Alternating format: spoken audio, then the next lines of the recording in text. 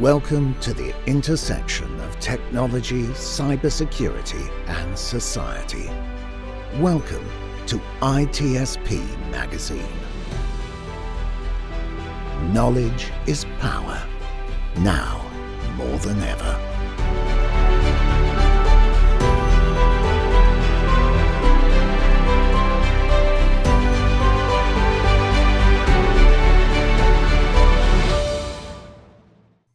Hello, everybody. This is Marco Ciappelli on Audio Signals podcast. As you know, I recently repositioned the antennas to capture some different stories. And it's not that they're different. I think they are a little bit more in depth because I like now to talk about the stories and about the storytelling art in general. And the storytellers themselves, because there is a reason why they write certain things instead of others. There are different kind of authors. And also, it's not just about books. It's about writing songs, any kind of art. I mean, we're made of stories. I always like to say that from an anthropological and sociological perspective. And today it couldn't be any more fitting to have this guest that I'm going to introduce shortly, because he not only writes, he wrote a lot of book, almost a movie, but he will tell us about that. And he teaches how to write. So, I mean, I can't be happier about the conversation that we're about to have. So for those watching the video, you can see Gary Braver is here with me. And for those listening, just 1 second, and you're going to hear his voice. So, Gary, welcome to the show.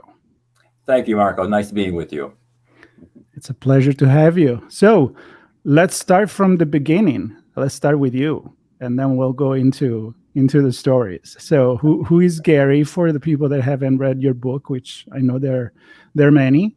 So hopefully somebody in the audience will be familiar with who you are. But for those that aren't, who is Gary? Well, Gary is a professor, actually a former professor at Northeastern University. I retired last year to write full-time. I have written 10 novels. This is the 10th novel, Rumor of Evil. And most of the earlier books were standalones, medical thrillers. Even though I don't have a background in medicine, I have a background in physics. And I know how to ask questions to get me from point A to point B and make me sound like I know what I'm talking about. So I have for 40 years been teaching Frankenstein in a science fiction course, which is one of the first taught in a college level. And it is essentially the theme of so much science fiction, watch out what you wish for. So I had written a novel called Rough Beast, which was really focused on a town nearby where I lived that had carcinogens in the water, and it affected people. It ticked up the cancer rate in the area. So it gave me the idea to write a book. My wife and I had children and didn't want to have anything poisoning our kids' bodies. So I wrote a book called Rough Beast about something bad getting in the water and a cover-up that goes right to the White House. And that did quite well. So the publisher said, give us more of the same. And I said, more of the same what? They said, high concept scientific breakthrough novels that focus on the family, have strong female characters. And that, a sidebar to that, Marco, is that about 70 to 80% of all the books, fictional books in America are purchased by women. So women like to read about strong women. So that gave birth to a lot of other books. And this one is the first of a detective series. Rumor of Evil is the first of a detective series that I just started. The second one is done, and the first one just came out last week, Rumor of Evil. So now I'm writing detective series. Yeah.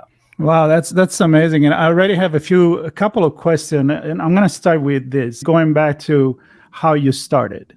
Sure. And I was reading your bio, and yes, the teaching part, but you also went to some scuba diving and research in the ocean, and that's kind of like how it gets you started. And so you wrote archaeological novel, and then medical inspired novel, and then thriller.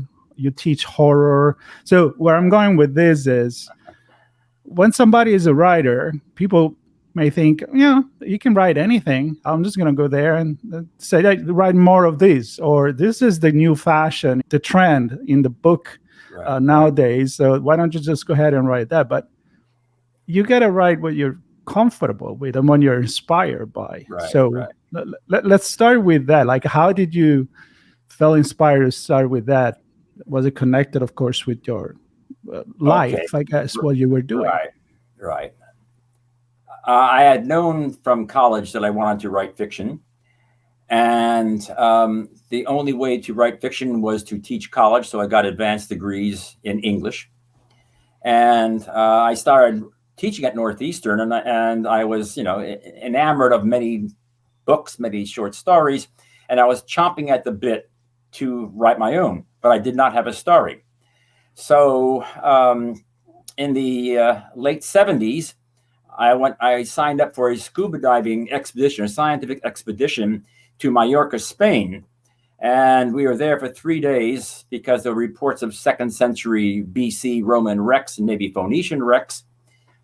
And we were about a mile offshore, and an ancient shipwreck. There's no wood left, of course, but there are ballast stones which rolled around the belly of the ship to keep it stable.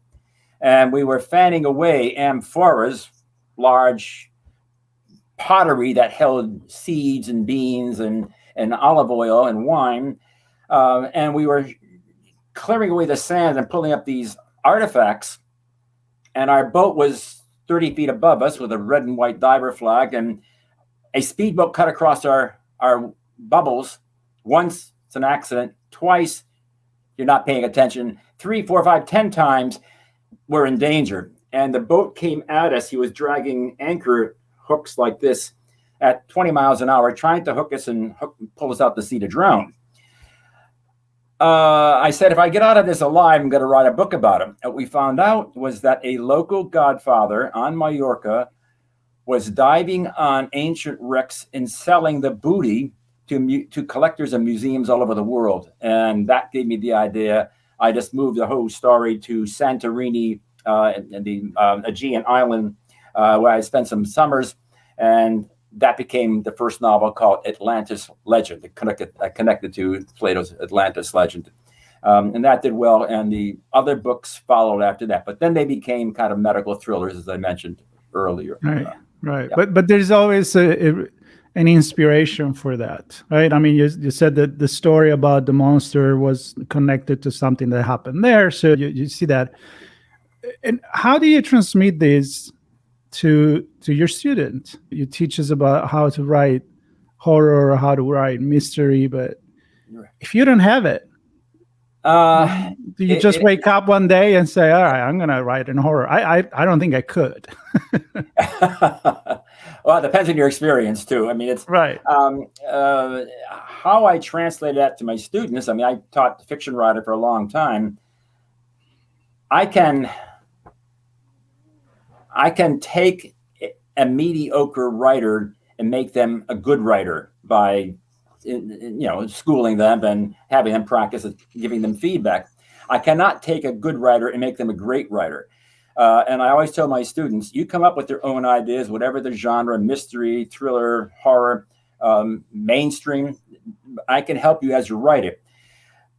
As a child, as an adolescent, I saw lots of science fiction, horror, and cop movies. So that was kind of ingrained in me. And I taught courses in detective fiction also. So I was enamored of the genre. But the medical thriller part really came out of teaching science fiction, watch out what you wish for message. The last novel I co-wrote with Tess Gerritsen, a best-selling author, and it did very, very well. And so it was suggested to me write my own detective series. And so that's where Rumor of Evil came from. And it was just, the next one is done. You keep the same characters, so it makes it a little bit easier because the main characters you continue with. But it's just, that's what I like to read. That's what I like to watch when I was younger. And that's what I like to write, either thriller or mystery. That's really cool. Yeah. Now, I do have a question. Now, you have an experience I mentioned at the beginning where you were kind of given the option for a movie. So that's kind of like every writer dreams nowadays, right? I mean, if you make that, you get an entire different industry that may even be more, money speaking, more valuable than writing, although writing is a wonderful career. How does that work, and how does that change your the way you write? Meaning, some people may envision already a movie out of it, and also they use certain visual that may be adapted. But do you feel like you kind of change the nature of your writing if you have that in mind, versus this is a book, it's a story written. If it works for a movie, good, we'll change it a little bit. Just as you said, Mark, I mean, I from having watched so many movies, I have a cinematic imagination. I see it playing on the inside of my skull, and I usually take dictation and I write the scenes. I don't think about, well, I fantasize about having a movie. And when Ridley Scott optioned Elixir 20 years ago and then re-optioned it, I thought we were in writer heaven. This is going to become a movie, and all the wonderful things that could happen since then.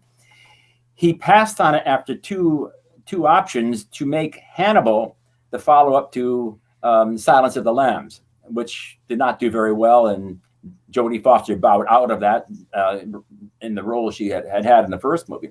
So I don't think about that anymore. I mean, we came close. I could almost smell the popcorn in the theaters, but we didn't get a movie out of it.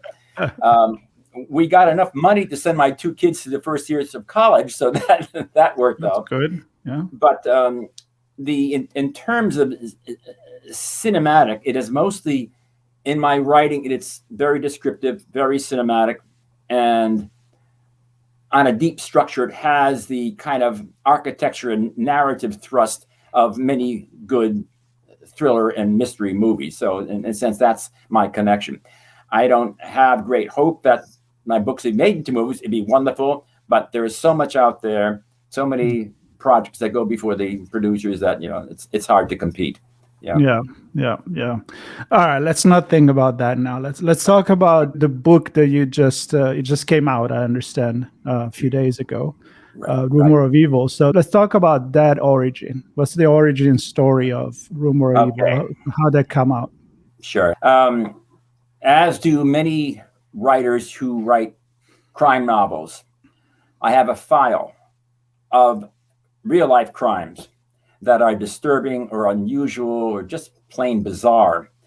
And one of them that stuck in my mind came out of 2014, out of Waukesha, Wisconsin. You might have heard of it.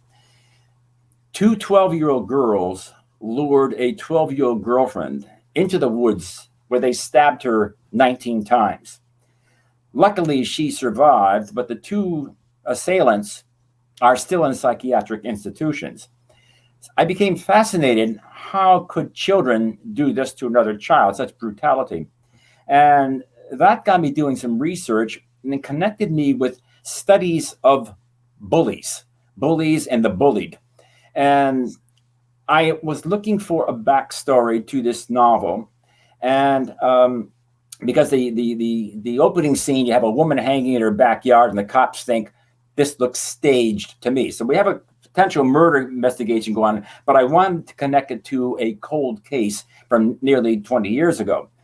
So the story of Slender Man gave me a profile of bullies who are kind of those alpha kids who want to appear smart, strong, and powerful to their friends.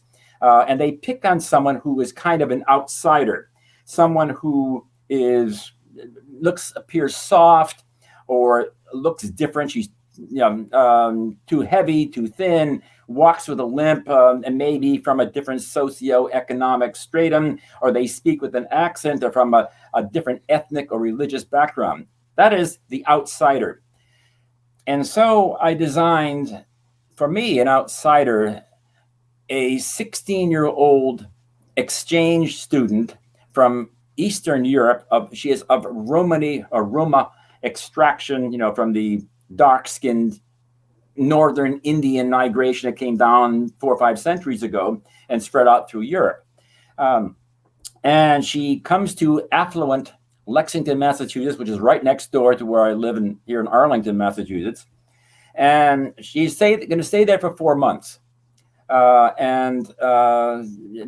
She does not have cool clothes. She has strange kind of braids in the side of her head. But the kids have fun Americanizing her, introducing her to hot dogs and backyard barbecues and Mexican food. They take her to a rock concert.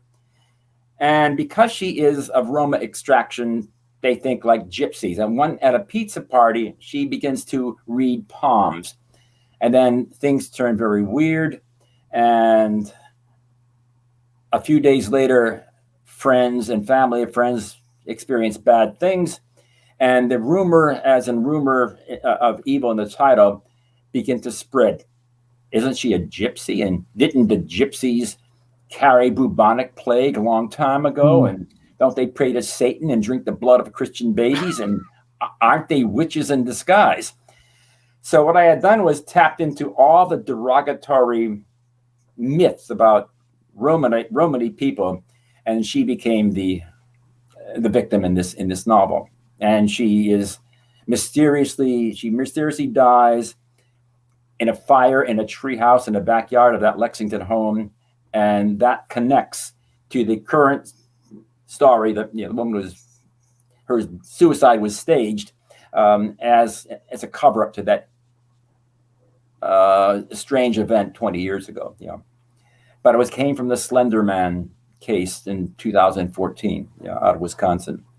So that's where it came from. Yeah, that's interesting. You never know really where an idea can come from.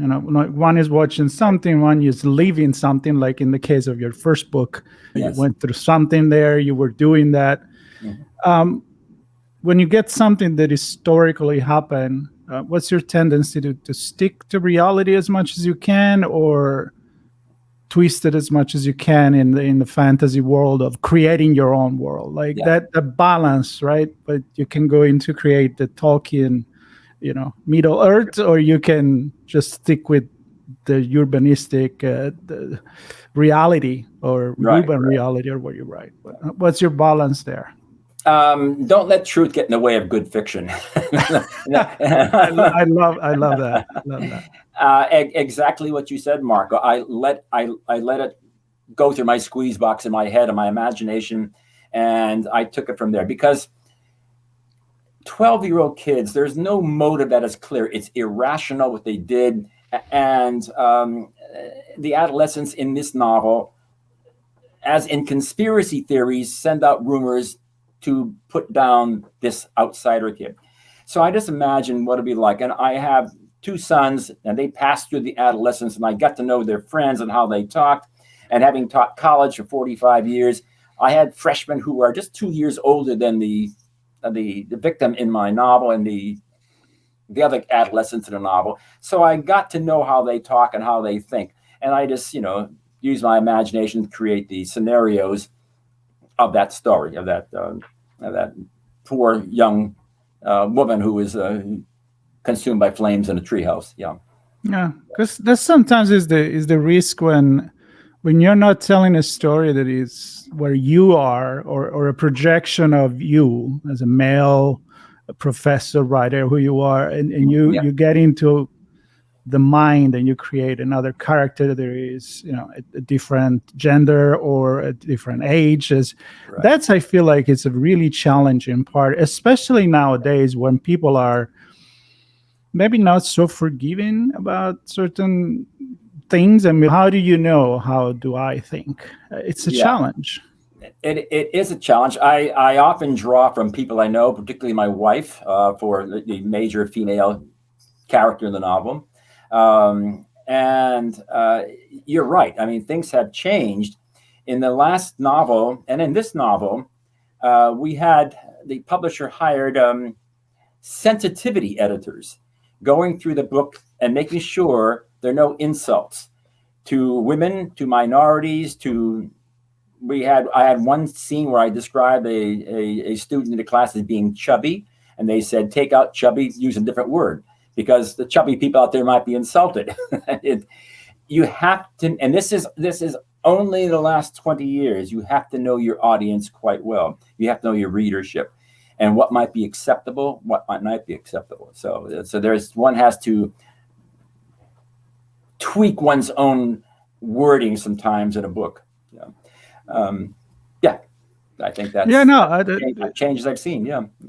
I mean, it's a humble process too. I feel like you get to put yourself, as I say, walk in some other shoes instead of depicting a character the way that is in your head. And I talk a lot about generative artificial intelligence and the biases that come with, the training of the algorithm.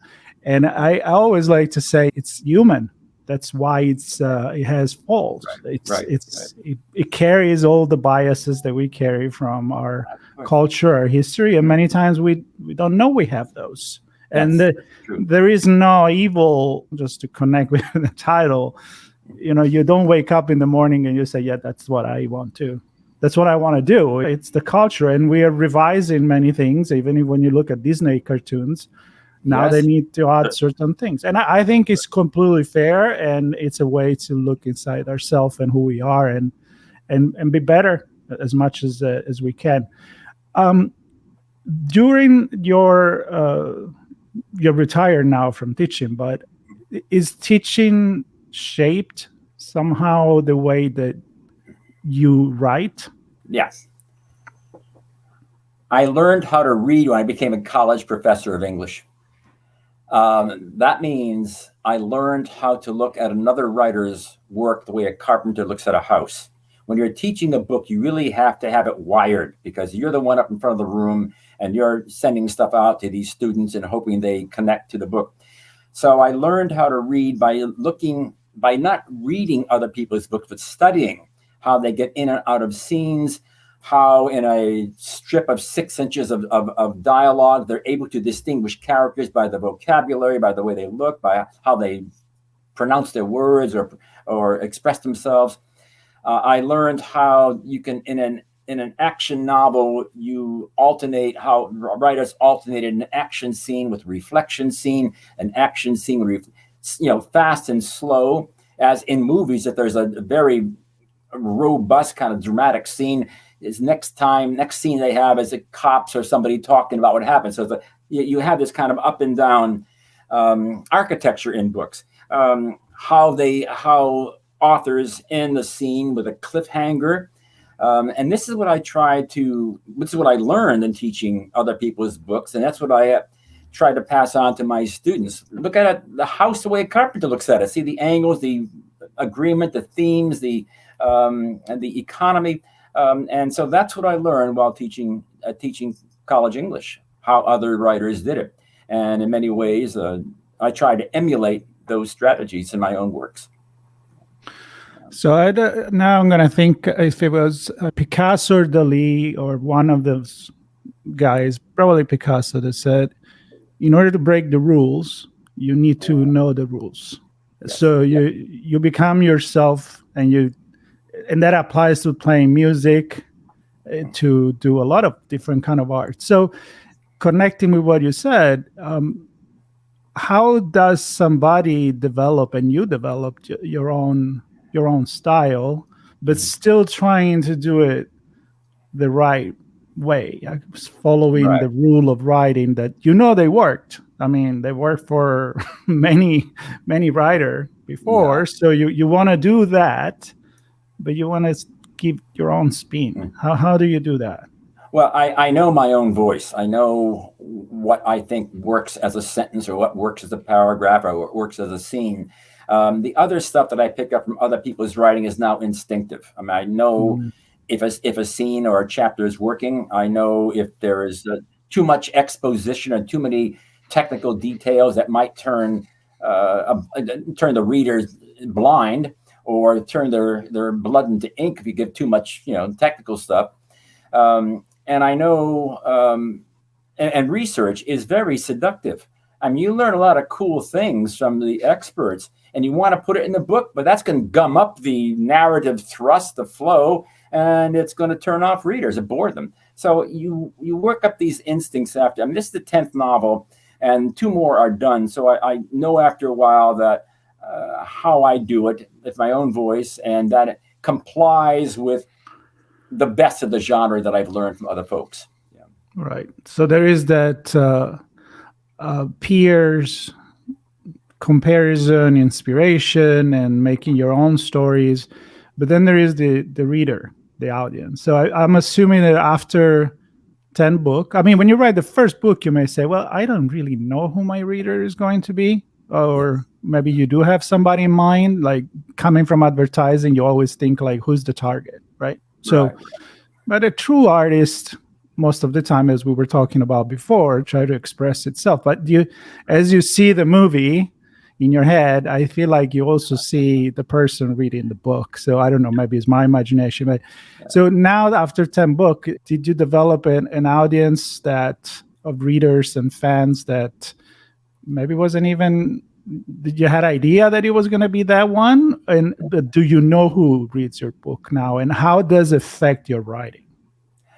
I think I do write for myself in many ways too. I have high standards, and I think I'm appealing to an intelligent reader who has high standards for the genres that I'm writing in, and doesn't want just a plot-driven novel, but they want a plot-driven novel that has well fleshed out characters. Because I know friends of mine, including my wife and people who are in book clubs, they like character. And in fact, I think more people who read mysteries are more interested in the character of the detective than the actual detection itself. You're not going to have a dope as a detective because you're not going to have a very interesting book, but you want to have a character of the detective, your protagonist of a novel, that you have sympathy with, empathy with, and someone you'd like to have a beer with or a coffee or spend a few hours with. And so the challenge is to come up with interesting protagonists in one's novel. And that's what I did. And part of that, Marco, is to give the main character, your protagonist in a novel, and the detectives in this novel here, personal baggage. That is, a detective has 2 quests. The outer public quest is trying to find the person who left that body in the opening scene. The personal quest, the inner quest, is I have got problems. Give them baggage, such as they're addicted to drugs, or they're alcoholic, or they feel guilty that they're estranged from their lover, their children, their best friend, or they feel guilty that their partner in the last murder scene was killed and you got away. So you give them some personal baggage that creates an empathy with the reader. They kind of feel for the guy, and they're hopeful that by the end of the book, he or she is at a higher place than at the end, and got the bad guy too. So and that creates an intimacy with the reader if they feel empathy for them, as well as an interest. And so the character is the most important thing in my novels, even though I try to keep up the momentum of a page turner. Yeah. Wow, it's interesting. I think people that are listening right now, they may get a lot of good tips from this.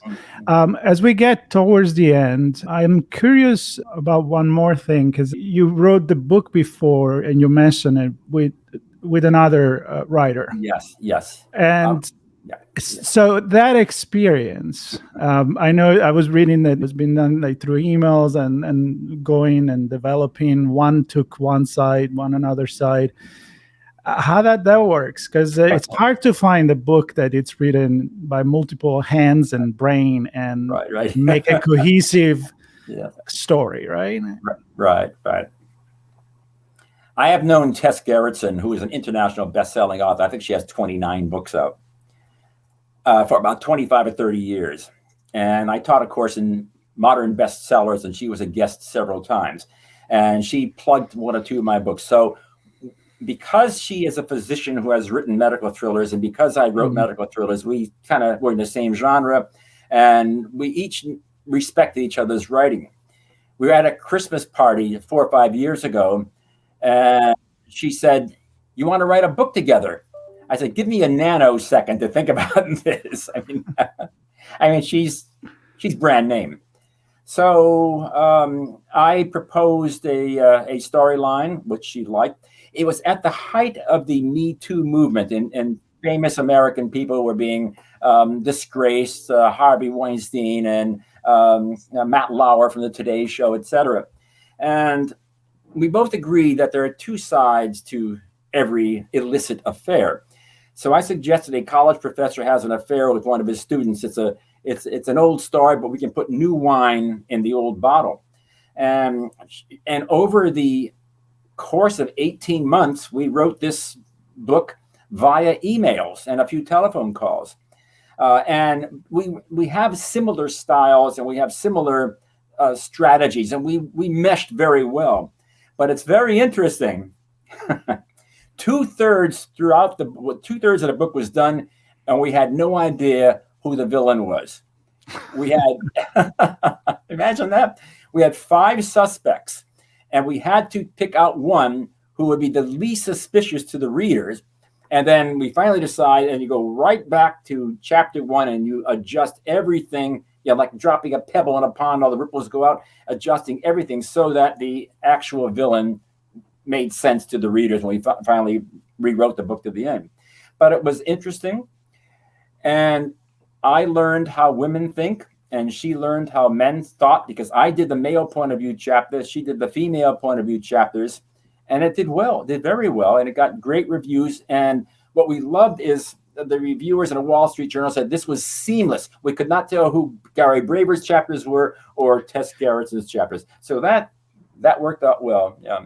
Had something to do. We got used to each other's style. Yeah. You just answer an add-on question that I was going to have. Did it come out like the great dish because of the good ingredients, or can you still taste the separate ingredient? And you just said it came out very good. And I love how you kind of let the story develop itself, and then you went back and decide, okay, we don't even know who. Yeah. Who the character is. Part of the reason, Marco, is that neither of us outlines anymore. When I first started, I had almost 100 pages of outline, and now we just sit down. It was a dark and stormy night, and go from there and see where we develop. I love it. I love it. Well, this was a lovely conversation. I have many more questions, but I don't want to take any more of your time. And maybe you'll come back when you have your next book, or you want to just talk about storytelling in general. This is what we talk about here on Audio Signals. Sure. As far as the new book, why don't you finish with a couple of minutes or a minute of pitch for the book? I know it's Rumor of Evil. It already come out on October 10th. It's on Amazon and all of that, but I'll let you close. How about that? I'm very proud of the book. It just got selected as the Amazon editor's top picks of the month of October. It's gotten rave reviews so far, and book lists and Publishers Weekly and the others. So it's getting great response. It's a fun book. It is character and plot driven. And if readers pick it up, I think they might enjoy it. So we'll keep our fingers crossed. And I look forward to coming back with you again, Marco. This was fun. I would love that, and I am actually looking forward to get into the book myself. I'm more of a listener lately, because I can listen more while I do other things, so maybe the Audible. And this was great. I'm gonna. And in case people are interested, you can find me on GaryBraver.com. Yep, I was going to finish with that. There will be notes on the podcast as usual. The audience know that. Links to your social media if you want to share it, and your website, and of course to the book itself. And as far as the people that listen to me, I'm not writing right now, but you can subscribe. Stay tuned for other episodes on Audio Signal Podcast. And if you're on YouTube, we're not much to look at, but I think it was a good conversation. So thank you. At least we didn't make a movie out of it, But you'll be surprised how many people I hear said, I like to watch podcasts. And I'm like, I don't know. I like to listen. I'm an old school radio guy, but right. whatever fits you, subscribe. Gary, thank you so much. I had a really good time. Thank you. Thank you. Bye-bye, Marco. Bye, everybody. Thank you. We hope you enjoyed this conversation. If you learned something new and this story made you think, then share ITSP Magazine with your friends, family, and colleagues. If you represent a company and wish to associate your brand with our conversations, sponsor one or more of our columns. We hope you will come back for more stories and follow us on our journey. You can always find us at the intersection of technology, cybersecurity, and society.